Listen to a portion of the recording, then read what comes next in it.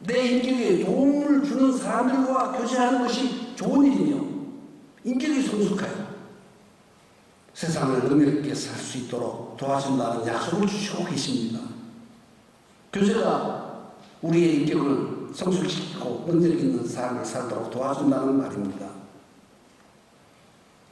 교제의 결과 여섯 번째로는 지혜를 얻습니다. 잠언 13장 20절입니다. 같이 읽습니다. 지혜로운 자와 동행하면 지혜를 얻고 미련한 자와 사귀면 해를 받느니라. 동행한다, 사귄다 같은 의미의 말입니다. 그러나 누구와 동행하며 사깁니까?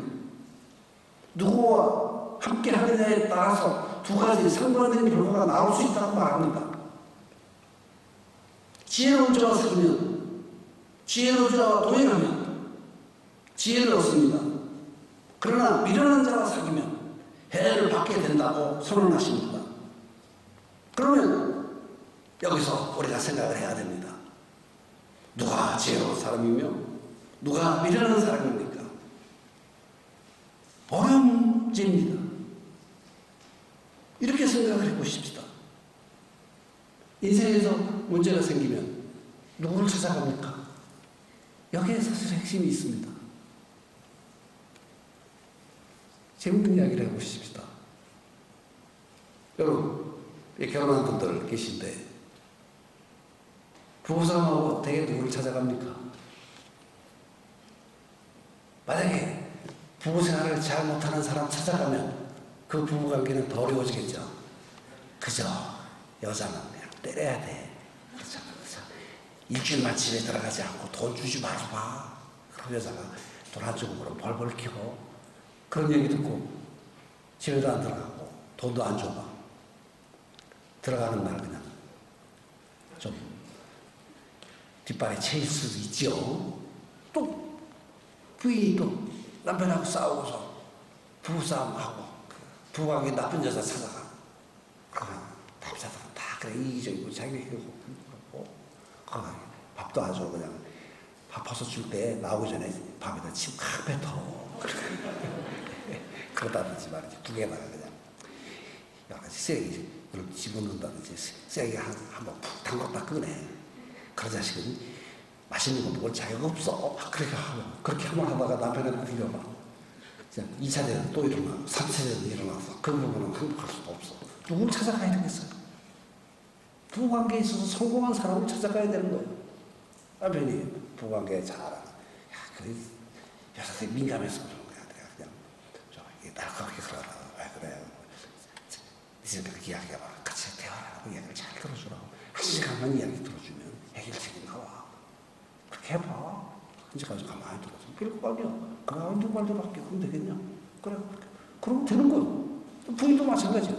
남자들이 그냥 소질 부르고 늦게 들어오고 그냥 막 사랑하지 않아요. 막 그러면 뭐라고 얘기하겠어. 그때 지혜로운 분 같으면 많이 기도하는 것이 필요해요. 참아야 되는 거야. 참고. 네 생각은 잘 이야기하지만 남편이 뭐 하고 있는지 그거 잘 들었다가 좀 해주면 되지. 뭐 해 그냥. 그 남자 좋아서 결혼해놓고 이제 와서 좀 생각 다르다고 이혼 그런 소리 하면 안 되는 거예요. 그런 소리 절대로 하면 안 되는 거예요. 하라. 그럼 양쪽 탓에서 쓱 앉아서 얘기해버리고 괜찮거든. 그럼 부부관계 좋아지는 거예요. 미리 가르쳐주는 거야. 결혼할 사람들한테. 그러면 너 나한테 와. 남편들 부인이 좀 보면 부부싸움하고 나한테 와. 그럼 내가 잘 가르쳐줄게. 또 부부싸움하고 남편한테 못마땅한 예를 들어 우리 집사람 찾아가. 우리 40몇 년 넘도록 살았어. 부부싸움 안 했느냐? 몇 번 했어. 그래도 잘 듣고 제 아내가 지금 되게 얼마나 소중한 존재인 줄 알아. 제 아내도 제가 지금 건강에 신을 그리니까 어떻게든지 그냥 하나님 뜻을 다 이루는 사람이 되도록 하려고 많이 힘쓰고 노력하고 있어요. 그것도 비밀을 느껴. 그래서 부부관계 좋아요. 제가 이렇게 여기서 딱 보면, 이렇게 써 이렇게 보면 딱 보여. 아유, 저기 저런 미인이 어떻게 여기 와 앉아있지? 그렇게 딱 보여. 조금 내가 오버했나? 아직도 제 아내가 얼마나 아름다운지. 그러니까 부부관계가 좋으니까 우리 자식들하고도 큰 문제가 없어. 그게 사실은 자기 인생을 성공적으로 산 사람을 찾아가야 되는 거예요. 좋은 부부관계 있는 사람을 찾아가야 부부관계가 좋아지는 거예요. 인생 문제도 마찬가지예요. 인간의 실존의 문제 해결하지 못해서 나 인생 내가 왜 이렇게 인생 살고 있나 고민해야 되나 자살해야 되나 그런 사람 찾아가면 나 인생이 다 빌고 아니요 살다가 그냥 다 그래 젊을 때 힘쓰다가 그러지 나이도 아무것도 하지 않고 그걸 계속 생각하면 문제 해결하려고 찾아갔다가 더 복잡해가지고 헷갈려가지고 또 우리가 그런 사람 찾아가면 안 돼. 어디 가야 되겠어요? 자기 실존적 문제 정도는 해결하는 사람을 찾아가야 되는 거예요. 성경 앞에 찾아가야 되는 거예요. 어려운 거였어. 인생 어려운 거예요. 어려울 때 또 어렵게 살아야지. 잘 참아야지. 기다려야지. 더 많이 그렇고 없어. 이제 이렇게 사는 거죠. 우리 같이 마음을 모아서 나도 기도해 줄 테니까 너도 기도해야지. 알았어? 그러니까 누구가 기도하느냐 그게 중요한 거예요. 지혜로운 자 동행하니 무엇을 얻어요? 지혜를 얻고 지혜 얻으시기를 축원합니다. 미련한 자가 사귀면 어떻게 된다고 했습니까? 해를 받습니다.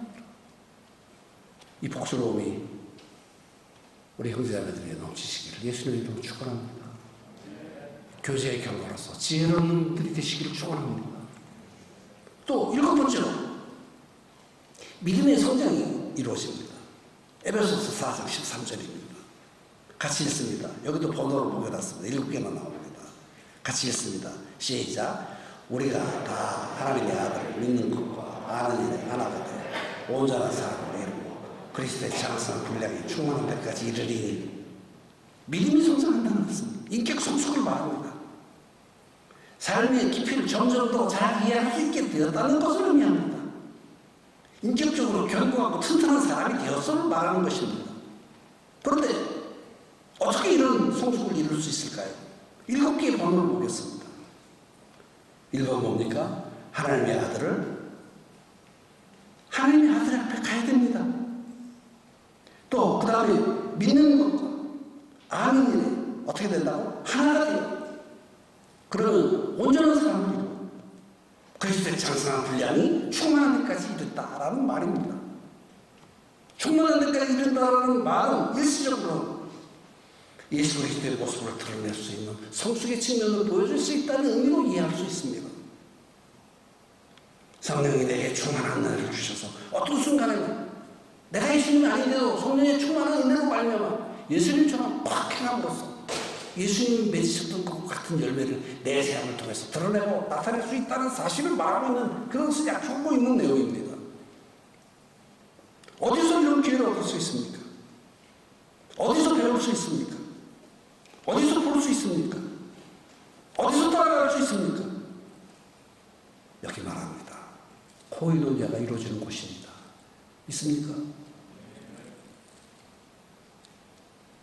여기서는 너와 내가 우리가 함께 자랍니다. 혼자 자라는 것이 아닙니다. 교제를 통해서 배우고 도움을 주고 도움을 받을 때 자라는 것입니다. 너와 내가 함께 성숙하는 것입니다. 도와주는 사람도 성숙하고 도움받는 이도 성숙함으로써 믿음이 성숙한다는 사실을 깊이 이해하는 여러분들 되시기를 축원합니다. 8번째 마지막입니다. 교제를 권하는 이유, 교제가 주는 결과가 있습니다. 열매 맺는 것입니다. 사도행전 2장 42절과 47절의 내용입니다.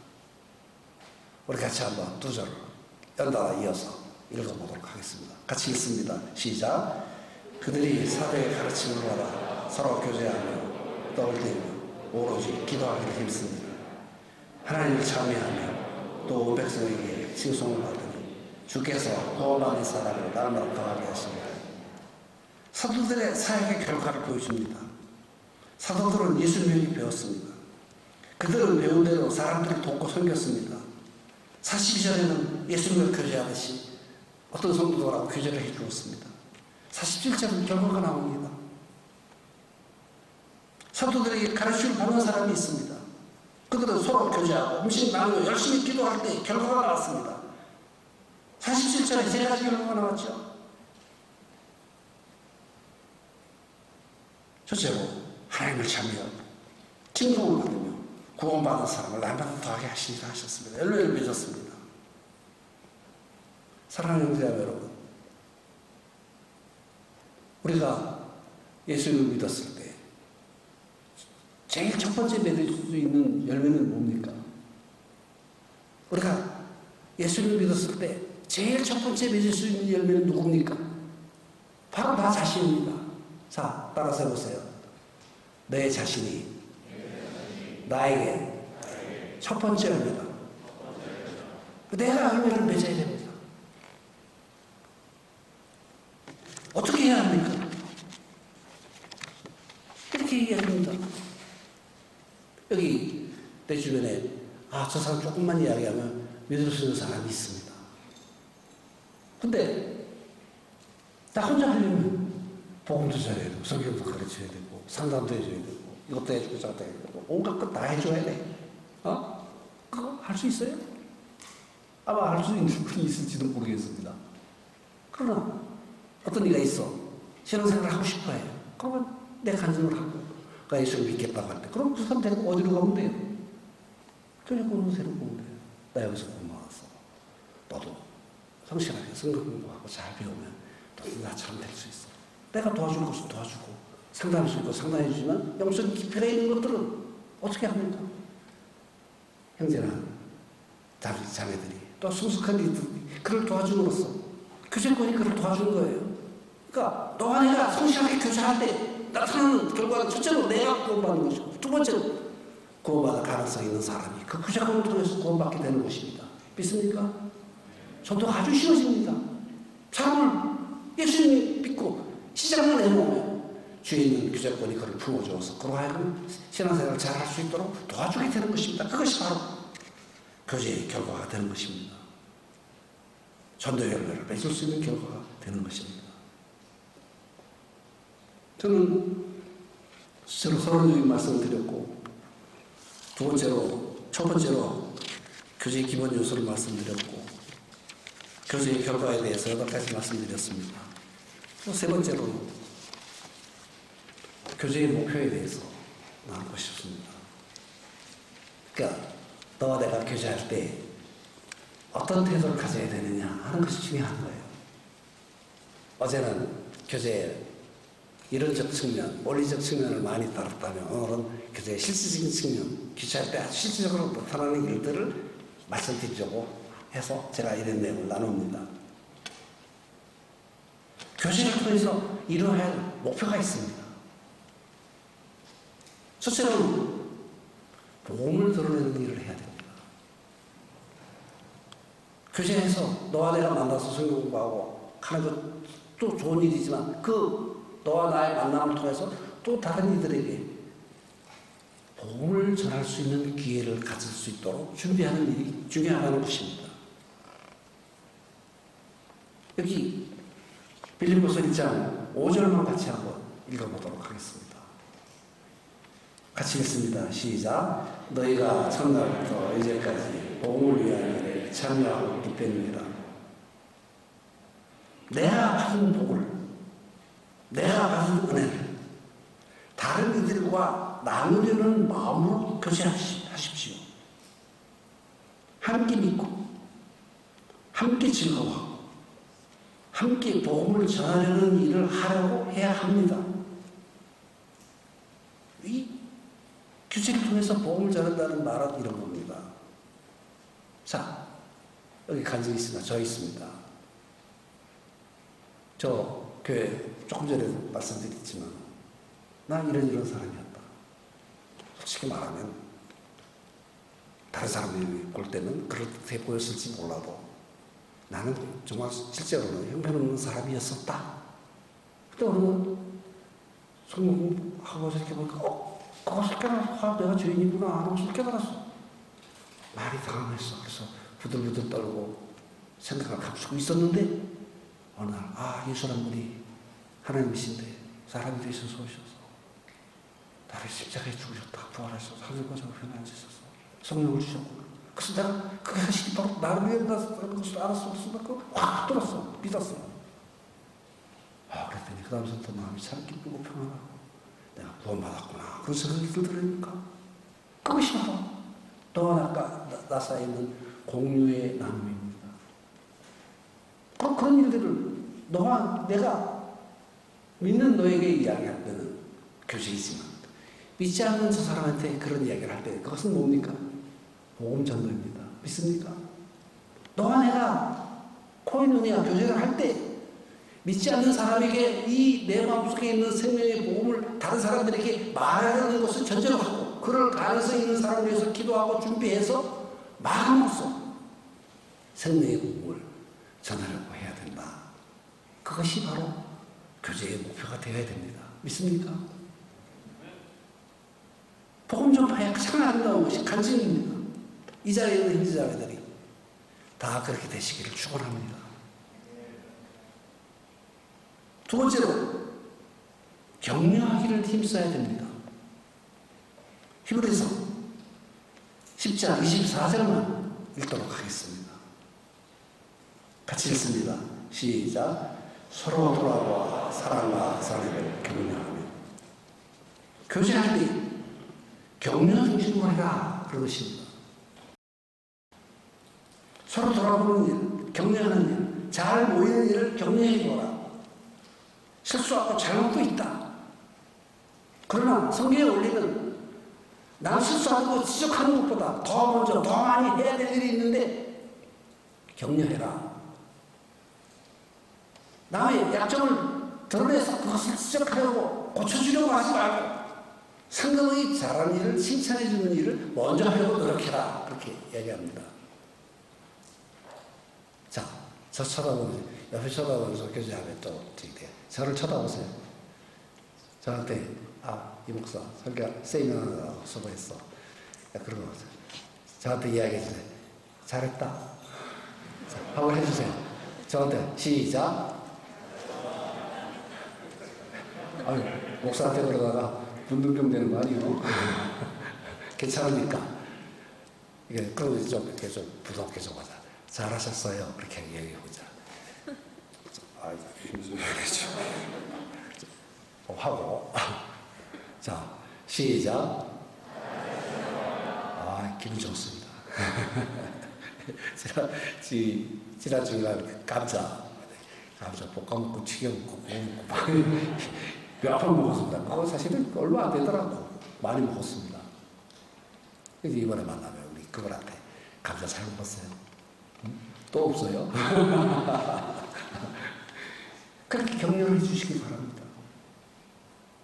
누가 기독교적 가치관에 맞는 기독교 세계관에 맞는 일을 했을 때 먼저 쟤는 저거는 잘하는데 성질이 못 되고서 성질이 못 고쳐라 그렇게 말하지 말고 나한테 그러고 아마 제일 먼저 그 가살이 나한테 돌아올 거야. 내가 제일 많이 들은 게 성질부터 고쳐라 그랬으니까 그래서 그랬어요. 이제 나이 드니까 성질에 힘이 없어서 성질을 못 내겠어. 그때 그분들이 저한테 제가 가지고 있는 좋은 점, 그냥 무슨 일이든 열심히 하는 좋은 점을 칭찬해 주셨으면 얼마나 좋았을까 하는 기대감이 있습니다. 저 지금 그렇게 하는 게 힘듭니다. 자, 주변에 살짝 쳐다보고 그 사람에게 이야기를 해주십시오. 잘했어. 그래 주십시오. 자, 시작. 잘했어. 잘했어. 두 사람이서, 세 사람 이상씩 쳐다보면서 눈을 마주치면서 잘했다고 이야기해 주십시오.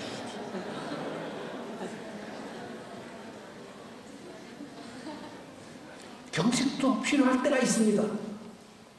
그러나 칭찬과 격려를 많이 해주는 분이 되시기를 예수님의 이름으로 축원합니다.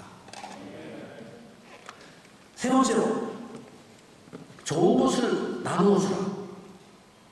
고린도후서 8장 3절과 4절입니다. 같이 읽습니다. 시작. 내가 증언하노니 그들이 힘들어할 뿐 아니라 힘이 지나도 자원하여 이 은혜와 성도 섬기는 일에 참여함에 대하여 우리에게 간절히 구하니. 여기 참여함이라는 단어는 코인원이라는 단어로서 교제라는 말입니다. 즉 이 구절은 교제할 때 상대방의 필요가 보였을 때 어떻게 해야 되는가 하는 것을 가르쳐주시는 구절입니다. 힘대로 힘에 지나도 자원해서 하라고 하십니다. 그리고 그들은 실제로 참여했습니다. 코인노냐를 했습니다. 규제를 했습니다. 죽었습니다. 특별히 이유는 물질적 필요를 보았을 때 주어라. 그렇게 말씀하셨습니다. 영적으로 도움받았기 때문에 육신적인 그 좋은 것을 주는 것은 참 자연스럽고 좋은 일이다 말씀하십니다. 이 부분에서는 물질적 필요를 보고 도와줌을 말했지만 때에 따라 다를 수도 있습니다. 기도 제목을 받아서 그를 위해서 간절히 주님께 기도해 줄 수도 있습니다. 또 격려의 말이 필요할 수도 있습니다. 저 격려의 말 하기 좋아합니다. 처음에는 내가 진짜 이거 무슨 아부천사야? 그런 생각이 들 때가 있었어요. 그러나 처음에 그런 생각이 몇 번 들 때가 있어. 근데 그렇게 하면서 느낀 거는 그런 제가 이렇게 칭찬해주고 격려해주는 말을 해줄 때 그 사람이 그걸 듣고 좋아해. 첫째로. 그리고 내 마음도 기뻐. 두 번째로. 그리고 결정적으로 그것을 계속하게 된 이유는 여기 있죠. 힘에 지나도록 자원해서 해라. 그랬습니다. 그래서 상대방이 필요하다고 엮이면 많이 이렇게 해줍니다. 거짓말하면 안 되겠죠. 그러나 내 눈에 보인 상대방의 좋은 점, 상대방의 필요한 점을 이렇게 나눠줄 때 그것이 하나님께 영광이 되고 상대방에게 도움이 되고 힘이 되어서 어려운 세상을 활기차고 힘있게 살아나갈 수 있게 될 줄로 믿습니다. 좋은 것을 나눠주는 분들이 되시기를 예수님의 이름으로 축원합니다. 또 이렇게 주기도 좋아합니다. 우리가 한번 저기 대형 쇼핑센터에 갔더니 가방이 좋은 가방이 줄줄이 있어. 그래서 무조건 샀어. 얼마 안 돼. 알아보라고. 10개, 여러 개 샀어. 그래서 내 사무실에다가 그냥 넣어놨어. 그리고 주여, 가방 사왔습니다. 누구한테 줄이니까? 그래서 오라고 해서 전화해서 줬어. 그냥 가져. 세가지고 무슨 누구 아니고. 또 어떤 애들도 줬어. 또 어떤 애는 초콜릿도 이렇게 쫙 이렇게 설명하고, 주여, 초콜릿이 있나이다. 누구 주면 좋겠어 하나이까? 누구 지나가? 야, 너 이거 가져. 무조건 막 줬어. 그때 경제나 사회들이 참 좋아하고 기뻐하는 것을 경험을 했습니다.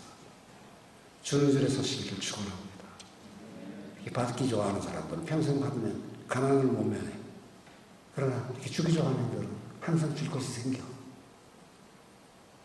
교제 가운데서 다른 사람의 위로와 격려를 받는 것도 참 좋은 일입니다. 그러나 다른 사람을 사랑하고 격려의 말을 주고 상당히 필요가 보였을 때 그것을 나눠주는 분들이 되었을 때 그런 일들이 많을 때 우리 교제권은 풍성하고 아름답고 좋은 것이 될 줄로 믿습니다. 그런 분들이 되시기를 예수님의 이름으로 축원합니다. 또 네 번째, 좀 부담스러운 내용이죠. 고난을 각오합시다. 고난을 각오합시다. 베드로전서 4장 13절입니다. 같이 읽습니다. 시작. 오히려 너희가 그리스도의 고난에 참여하는 것을 즐거워하라. 이는 그의 영광을 나타내실 때 너희로 즐거워 기뻐하게 하려 함이라. 세상 살 때 행복하고 좋은 일도 있을 수 있지만 어려움 당할 때도 있습니다. 하나님 믿는 신자들도 쉽지 않은 일 때문에 어려울 때도 있습니다. 사실 지나가면 별거 아닌데 그 겪을 때는 아유 죽겠구나 하는 생각이 들 때도 있습니다. 근데 베드로 사도는 여기서 말합니다. 고난에 참여하는 것. 여기도 이 참여라는 이 베드로전서 4장 13절에 참여고 코이노니아입니다. 헬라어로. 너무 크게 걱정할 필요 없다는 겁니다. 왜? 따라서 해보세요. 하나님이 계시니까.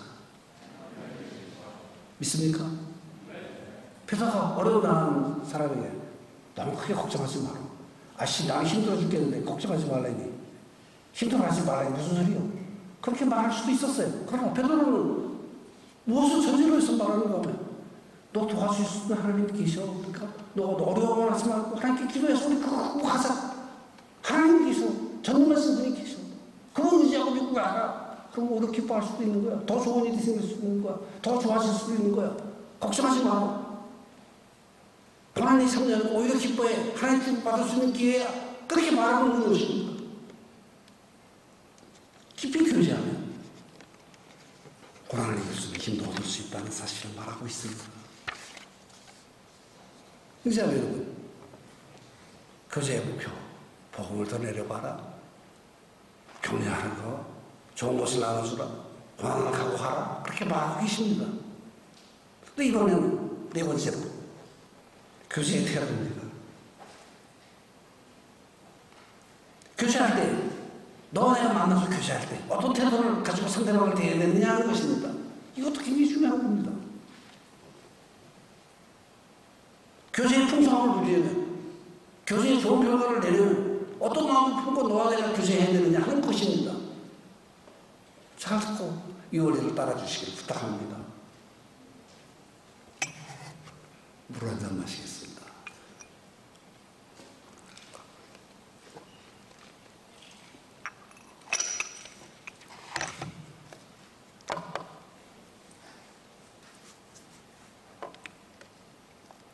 첫째로 마음을 같이 하십시오. 너와 내가 함께 할 때 가장 중요한 요소가 마음을 같이 하는 것입니다. 빌립보서 2장 1, 2절입니다. 같이 읽겠습니다. 시작. 그러므로 그리스도 안에 무슨 권면이나 사랑의 무슨 위로나 성령의 무슨 교제나 긍휼이나 자비가 있거든 마음을 같이 하여 같은 사랑을 가지고 뜻을 합하며 한 마음을 품어.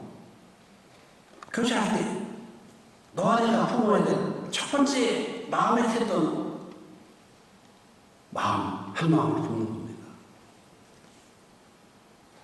교제는 권면도 하고 위로도 하고 자비도 베풀고 불쌍히 여기기도 합니다. 긍휼도 베풉니다. 이런 것들이 우리 교제 가운데 있다. 그러나 그 중에서 가장 중요한 것은 무엇이냐? 마음을 같이 하고 한 마음을 품어라 이야기합니다. 마음이 가장 중요합니다.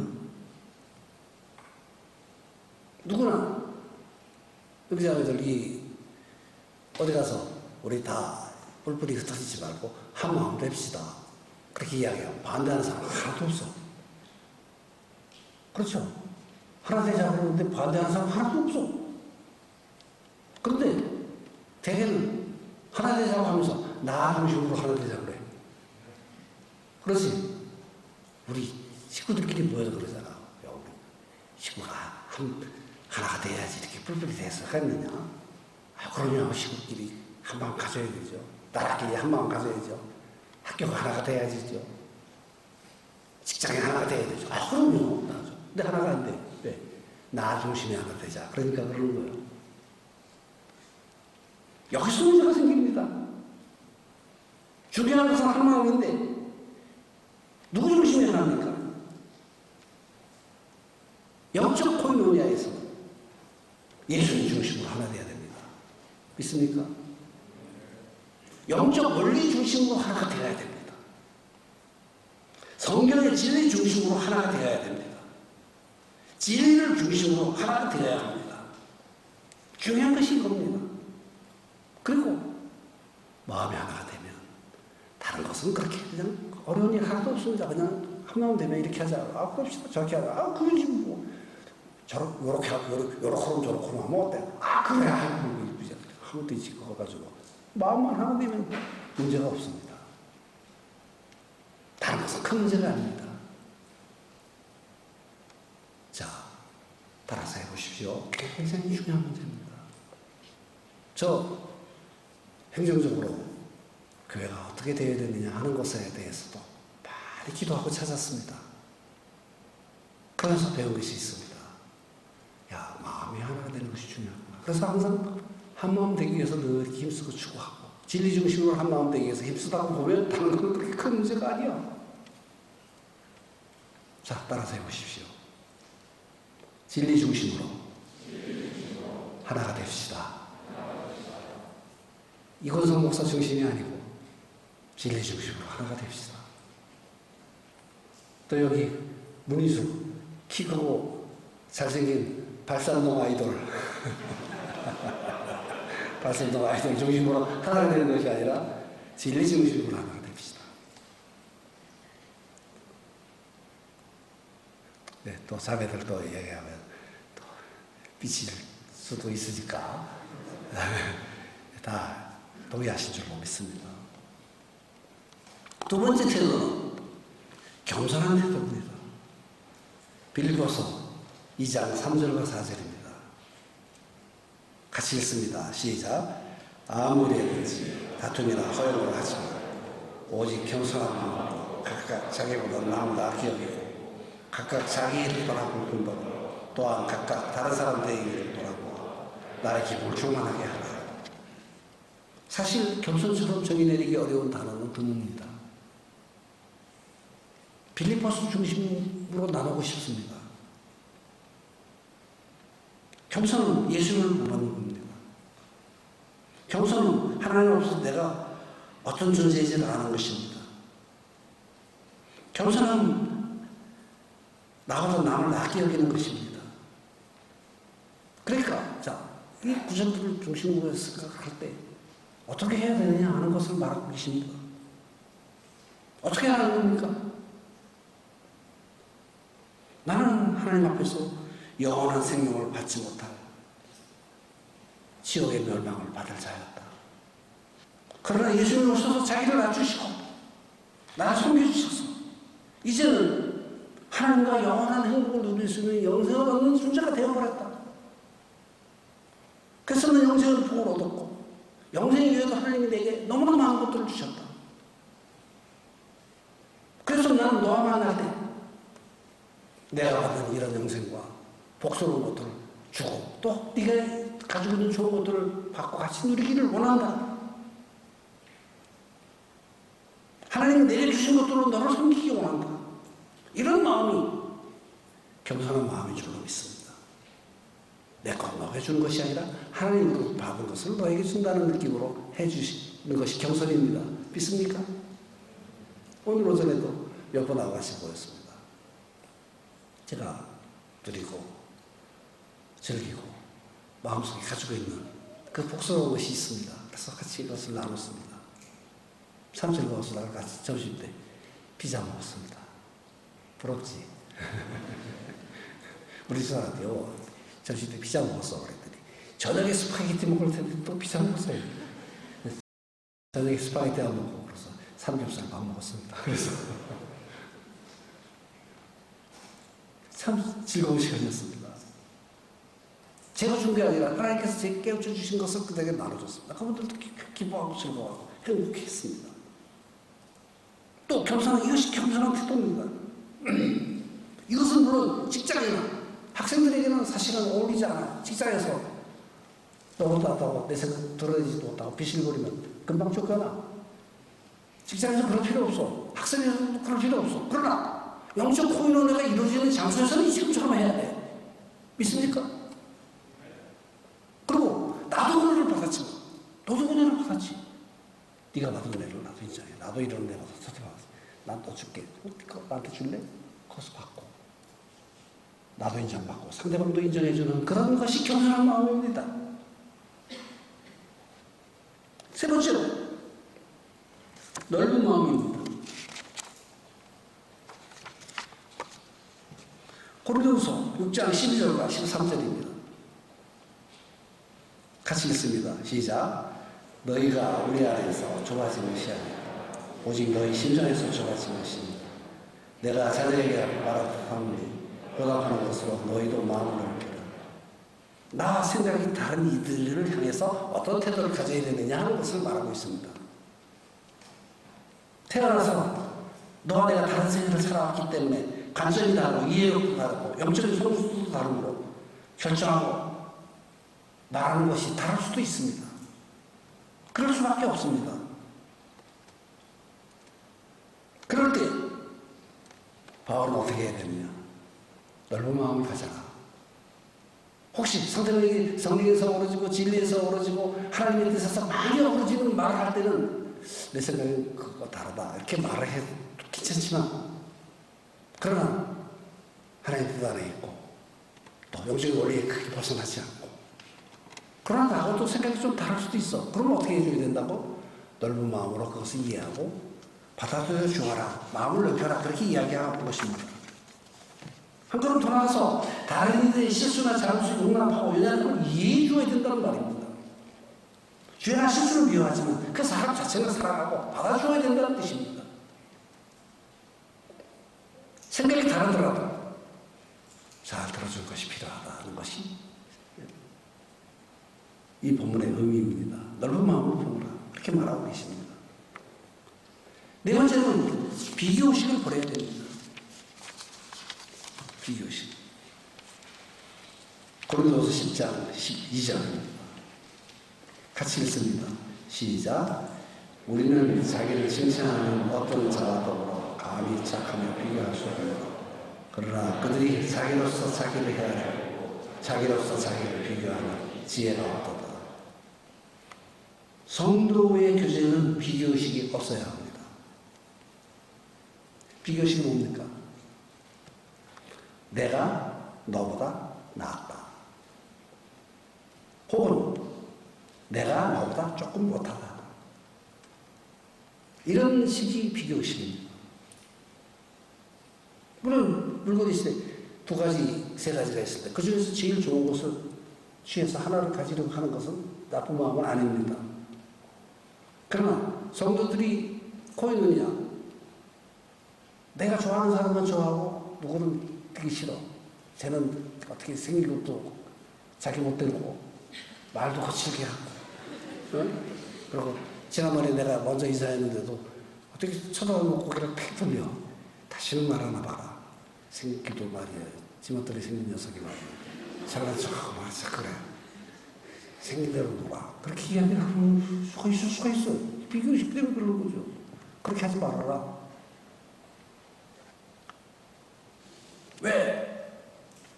가장 나쁜 비교는 너와 나를 비교하는 자세입니다. 내가 너보다 낫다고 생각하면 교만한 마음이 생겨서 상대를 깔고 규제가 어려워집니다. 내가 너보다 못하다고 생각되면 낙심하는 마음이 생겨서 상대를 미워하게 되고 규제를 하기 어렵게 됩니다. 이 교만한 마음이나 낙심하는 마음 모두 악한 것입니다. 비교의식에서 나옵니다. 하나님 기뻐하시지 않습니다. 나보다 뛰어나 보이는 사람도 편안하게 대하고 교제하시기를 축원합니다. 나보다 좀 못해 보이는 사람들하고도 그를 이해하고 그의 영혼의 가치를 생각해서 교제하고 나눠주시기를 주님의 이름으로 축원합니다. 이겨하지 말고 누구나 이해하고 사랑하고 받아들여주는 여러분들 되시기를 부탁합니다.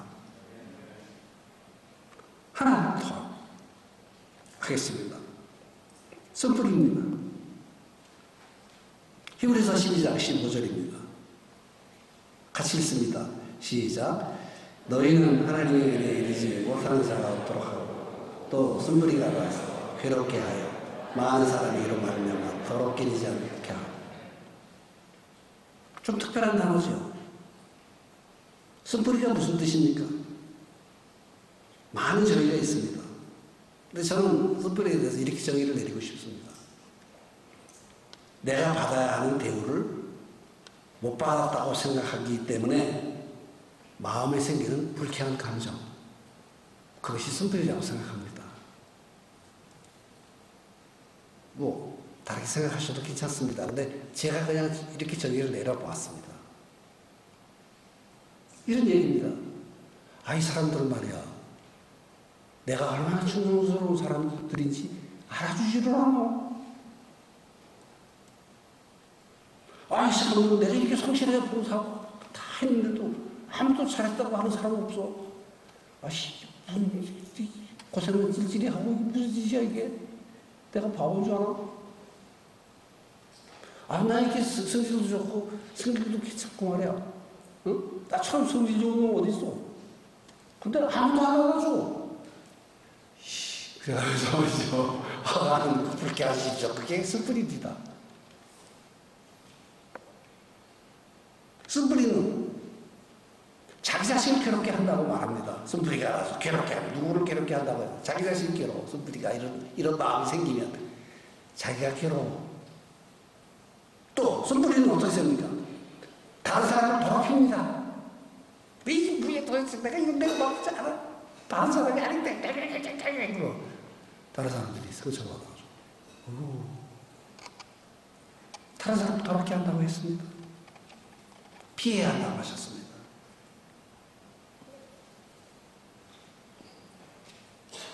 이런 순부리는 정상적인 교제하기가 어렵습니다.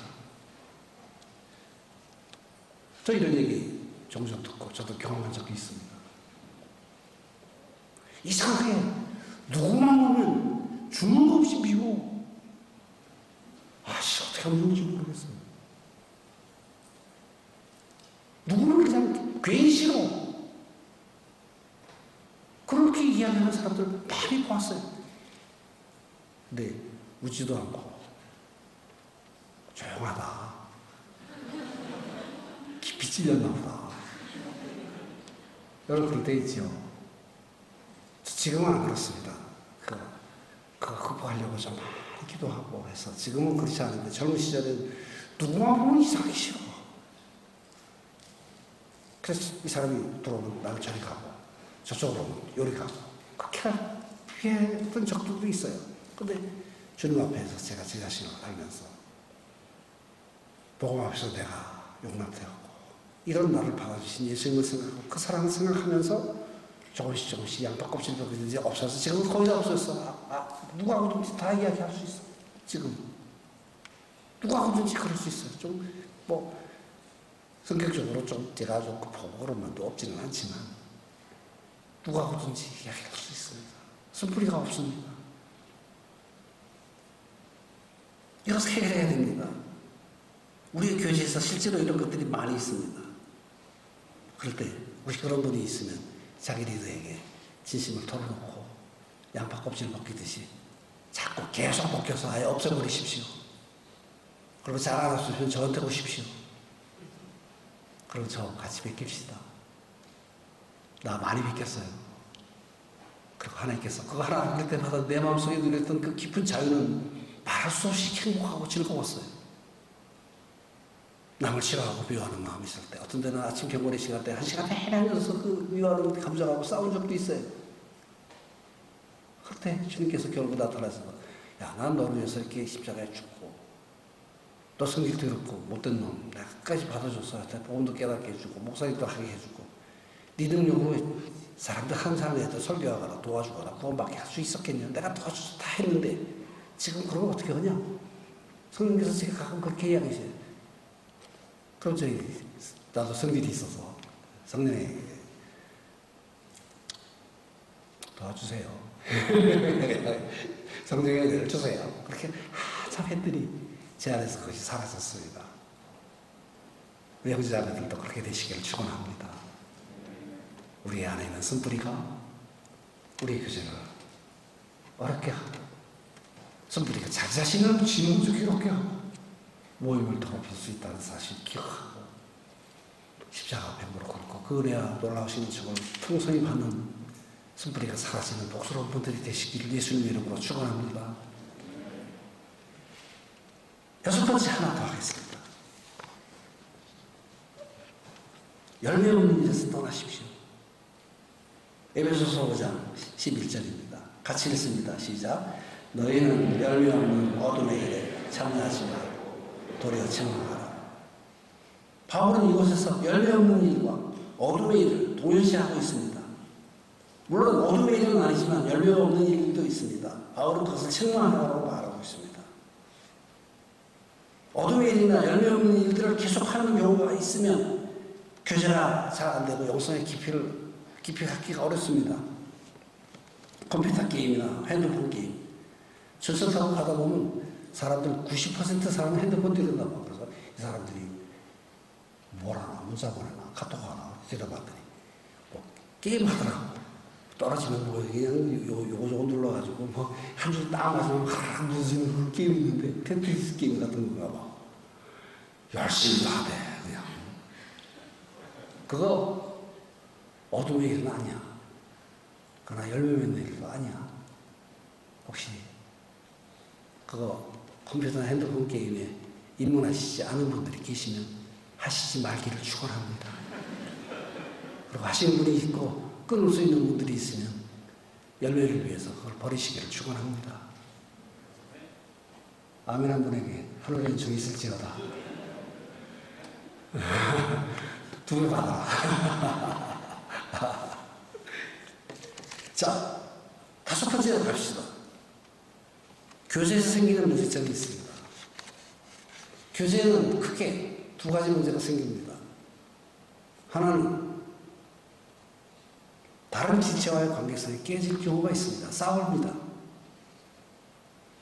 다른 지체와의 관계성이 깨질 수가 있습니다. 마태복음 5장 23절, 24절, 마태복음 18장 15절, 17절 우리 한번 같이 계속 쭉 읽어보십시다. 같이 읽습니다. 읽습니다. 같이 시작. 그러므로 예물을 생각해 드리려다가 거기서 내 형제에게 원망 들을 만한 일이 있는 것이 생각나거든 예물을 제단하게 두고 먼저 가서 형제와 화목하고 후에 와서 예물을 드리라. 마태복음 58장 시작. 형제가 가서 너와 그 사람과 상대하여 공부하라. 만일 들으면 내가 내 형제로 하는 것이요 만일 듣지 않거든 한두 사람을 데리고 가서 두세 증인의 입으로 마음을 다시 확증하게 하라. 만일 그들의 말도 듣지 않거든 교회의 말하고 교회의 말도 듣지 않거든 이방인과 세례와 같이 여기라. 관계가 깨어진 형제나 자매들을 향해서 해야 될 일이 있습니다. 어떤 때 말 다투면서 감정적으로 부딪히는 경우도 있을 수 있습니다. 이럴 때 좋은 관계를 다시 회복하려고 노력해야 한다는 것이 성경의 교훈이고 가르침입니다.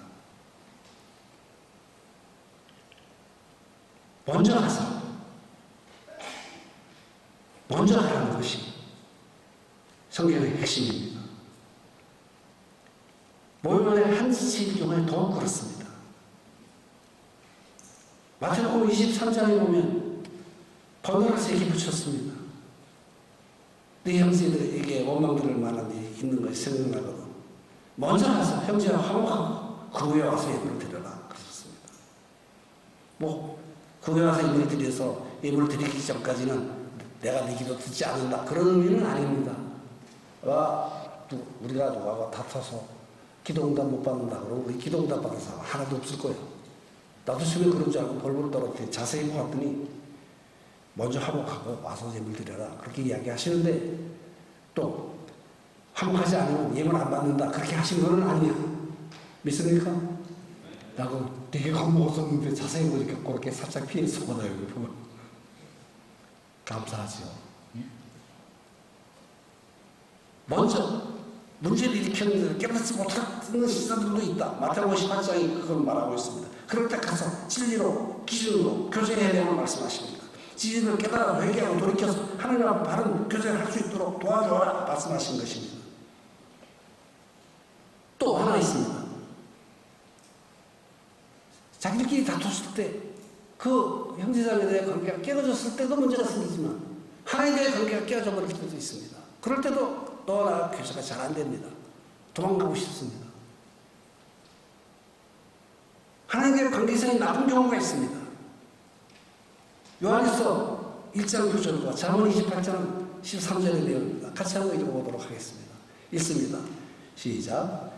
만일 우리가 우리 죄를 자백하면 믿으시고 이루어서 우리 죄를 사하시고 우리를 모든 불의에서 깨끗하게 하실 것이고 자기 죄를 숨기는 자는 형통하지 못하고 죄를 자백하고 버리는 자는 불쌍히 여김을 받으리라. 죄 짓는 생활을 계속하면 하나님과의 관계성이 깨어진 겁니다. 그러면 너와 나의 관계도 사실 잘 되지 않습니다. 코인연이라도 깨졌습니다. 성경은 하나님과 깨어진 관계성을 회복하라고 하십니다. 정상적인 관계가 되기 위해서 해야 할 일이 있습니다. 자백하면 됩니다. 같은 것을 내가 한 똑같은 행동을 하나님께 말씀드림으로써 그리스도의 십자가 앞에 용서를 받으라고 말씀하고 계십니다. 이미 용서해 주셨지만 내가 하나님께 실수하고 잘못한 것 대해서 말씀드림으로써 하늘보좌에서는 해결이 되었지만 내 마음에서는 해결이 되지 않았습니다. 그때 그 부분을 하나님께 말씀드림으로써 양심의 자유를 얻어라 그렇게 말씀하신 것입니다. 하나님은 뭐하는 사람을 용서의 아버지이십니다. 아무리 잘못해도 다 용서해 주십니다. 죄를 숨기는 자는 형통하지 못하지만 자백하고 버리는 자는 불쌍히 여김을 받아서 하나님의 은혜를 받는다고 말씀하십니다. 그런 복스러움이 있으시기를 주님의 이름으로 축원합니다. 이제 말을 했습니다. 적용입니다. 세 가지 있습니다. 교재를 통해서 새롭게 배운 것은 무엇입니까? 정리해 보십시오. 성경적 기재를 하기 위해서 계획을 세워보십시오. 그 계획한 것을 어떻게 실천하시겠습니까? 내용을 정리해 보시고 상세하신 안에서 정리해 보시길 바랍니다.